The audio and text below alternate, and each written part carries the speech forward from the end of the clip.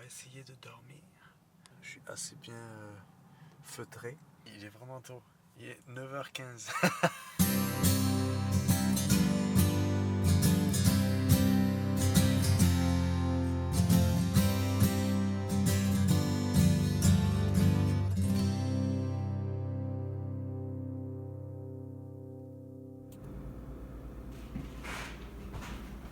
Là, ça commence pour de vrai.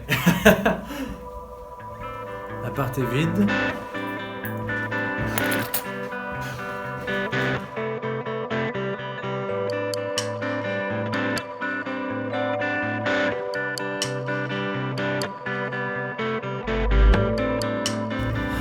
Ce soir, première nuit hors d'une maison.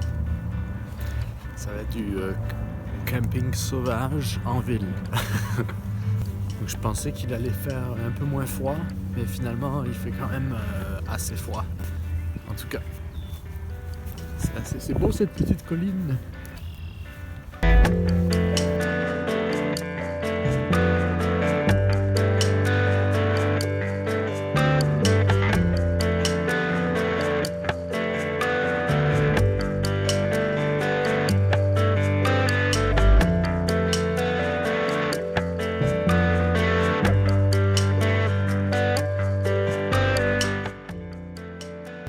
Alors, il faut trouver un spot maintenant.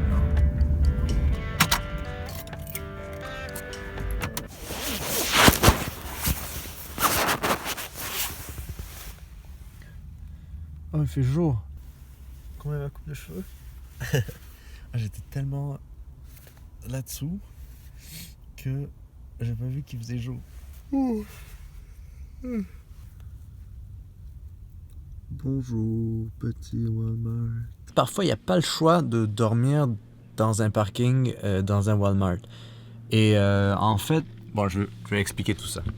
Parfois, en effet, on n'a pas vraiment le choix de passer la nuit dans un Walmart, tout simplement parce qu'on se trouve en ville, loin de la nature, où là, par exemple, on peut trouver un spot de camping sauvage plus facilement. Pourquoi Walmart, vous demanderez?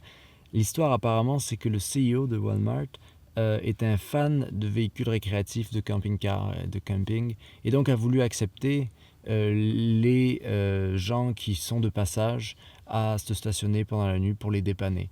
Et en même temps, il faut dire que ça permet à Walmart d'attirer toute cette clientèle-là, de gens qui vont consommer chez ce géant de la consommation. Après, pas tous les Walmart acceptent.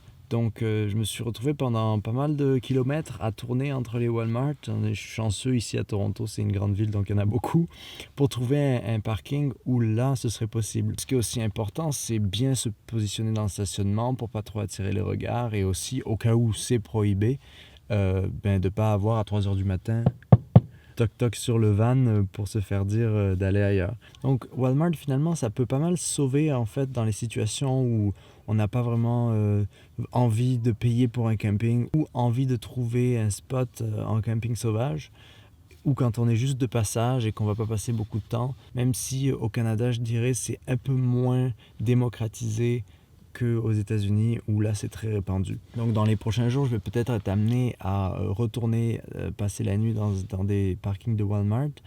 Pas forcément le même, parce qu'on veut pas non plus trop attirer l'attention sur soi. Moi, c'était un van, j'appelle ça un van, mais ça reste qu'il est blanc et qu'on voit qu'il y a quelqu'un qui voyage là-dedans. Donc il faut rester le plus low profile qu'on peut. Et donc on verra si un jour j'ai ce fameux... Bon, croisons les doigts, c'est pas pour tout de suite. Après, il faut juste partir et ça, si ça arrive, ben ça arrive. Donc voilà ma première nuit dans un Walmart.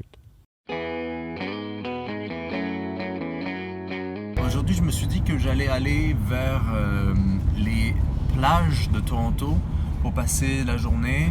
Donc là, je me disais qu'il fallait aller faire un peu d'exercice, parce que l'exercice ne tue pas, n'est-ce pas? Mais il faut trouver une place de stationnement. Et ça, c'est dans toutes les villes, c'est pas l'idéal. Bon, on va se mettre ici.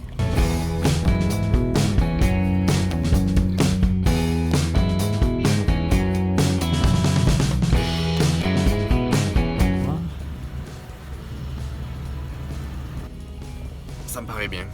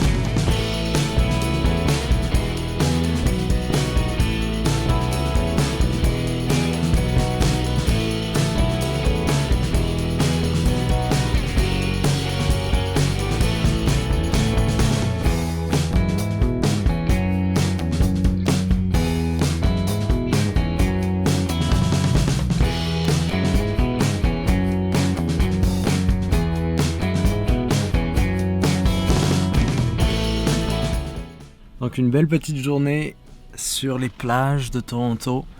On est bien cosy là.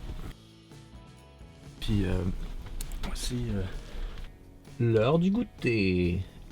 Bon ben, on se dit à la prochaine. Sûrement pour du reportage sur du minimalisme ou autre chose peut-être. Bye.